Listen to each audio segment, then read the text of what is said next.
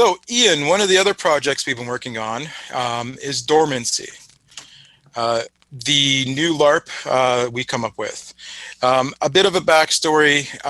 Years and years ago, I came up with this idea. I wanted to run a second LARP for some weird reason. Um, one of the You're first, not busy enough. That's the problem. yeah, that was the problem. One of the first meetings I had with Ian about him buying in and stuff, we talked about all my crazy ideas I have, and this is one of them. And it was one of the ones that just stuck, and we just kept working on it. So it's here. It's going to happen. So the basic question I get all the time is, what is dormancy? Dormancy is, the word itself means going dormant. Cryogenics is when you, if for whatever reason, people freeze themselves, and hopefully that one day medical people can solve whatever disease you may or may not have. Dormancy is set in the future. Sometime between now and whenever, because I'm not going to give away too many secrets. There is a world disaster, unfortunately, and the only way to try to prolong your existence is to go dormant. So the very first game people will walk in, and any first game after that, the very first thing that happens is your character wakes up. You were in a pod, you were frozen, you wake up. You were put into a room, and then you were told to go and survive. A couple of the neat things with the rules. So here's some tidbits for people. You can only remember how to read and write English. You don't remember that you were a mechanic or a teacher before, because when you were frozen, you lost things. One of the other cool things about it is when you are dormant in your pod, all the pods are connected together with some sort of computer system that I don't want to get into because it's a lot of the lore. But one of the ways you learn things, we can call them skills, abilities, is you can program into the computer that I want to be a fighter. I want to be able to shoot a gun. I want to be able to be a doctor, or whatever different roles we will be releasing very soon. So how all that works is you wake up for your game, you know the skill, you know the ability, and there is a world out there you don't know what's happening. And one of the things I will tell you is most of the world still has a poison gas of some sort. You're not allowed to go into the gas or you'll die. It's that simple. So you'll have to worry some sort of mask, some sort of filter system. There's lots of rules around that we'll have to get into when we release the book. The other thing we have to think about is you wake up, how do you survive? Well, some people will have to fight because there are still things out there that have morphed into weird, bad things. But you also have to eat. So you have to find food, and it's not just going to be there for you. And you have to develop a new civilization. You have to grow. At the end of each event, because your system is so weakened, you have to go dormant again. So there won't be any downtime per se. It's not like Fantasy Live. You go dormant. When you come back to your next event, you wake back up.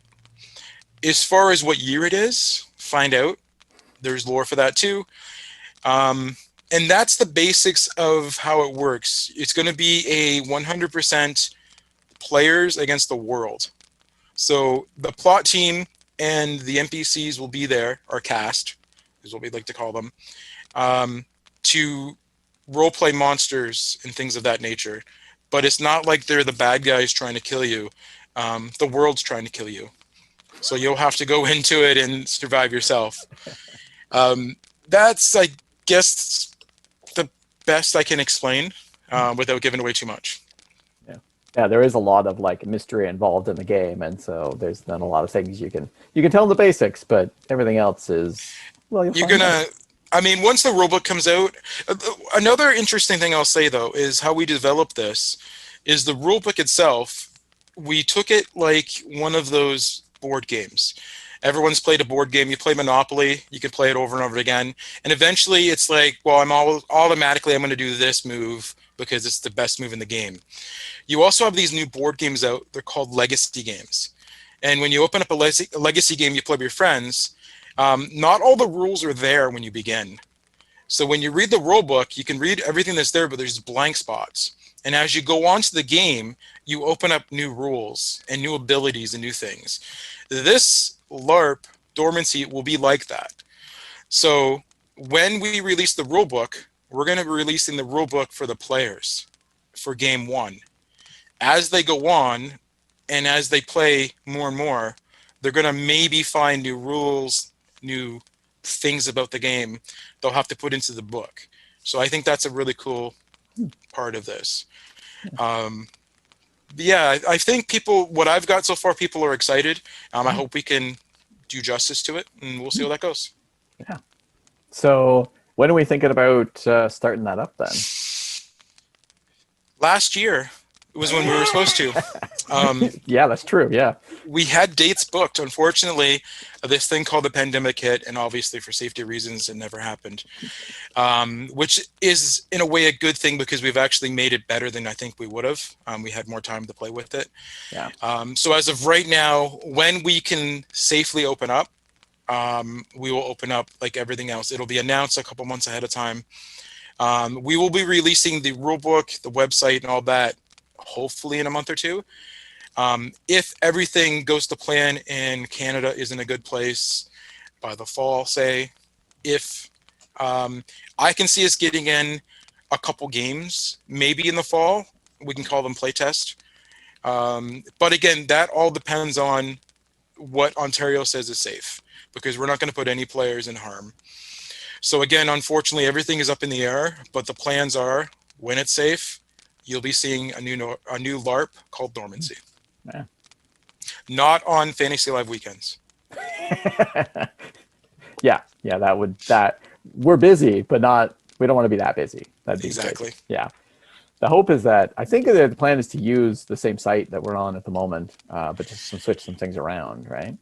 Yeah. Again, we'll be getting into sites and stuff later on in other videos, but for now, the plan last year was, or 2020 was, and also this year is the Boy Scout camp is where our home is. We're definitely going to plan on moving the headquarters from the Green Pony is the headquarters of like FA. It won't be for this game. We do definitely have plans of where things are going to move around. It's going to look a lot different because of the poison in the air. You cannot go out there for hours on end and go search things. You're talking minutes. So if you go out for 20 minutes, you have to come back or you'll die. Another one, which people are going to hate, but it's real life-ish. There's no resurrections. You'll find it out very quick. So there's skills, there's doctors that can help you, but if you go fall down and you get clawed by a bad animal, shot in the face, and you lay there, your spirit doesn't rise and you resurrect, unfortunately. So you're going to want to come back and you're going to want to have a lot of friends with you when you go adventuring. So we have a lot of good plans, and I don't want to say too much more to give out too many secrets. That's fair. Yeah. All right. So mystery maintained. Shall we move on? A little bit more. oh, never mind. More. No, as in I gave him a little bit more today. Oh, yeah. The more than you intended. There you go. So less mystery, but still lots left. Yeah, I think that's what we can tell you guys for now. So keep looking for the boards. Nice.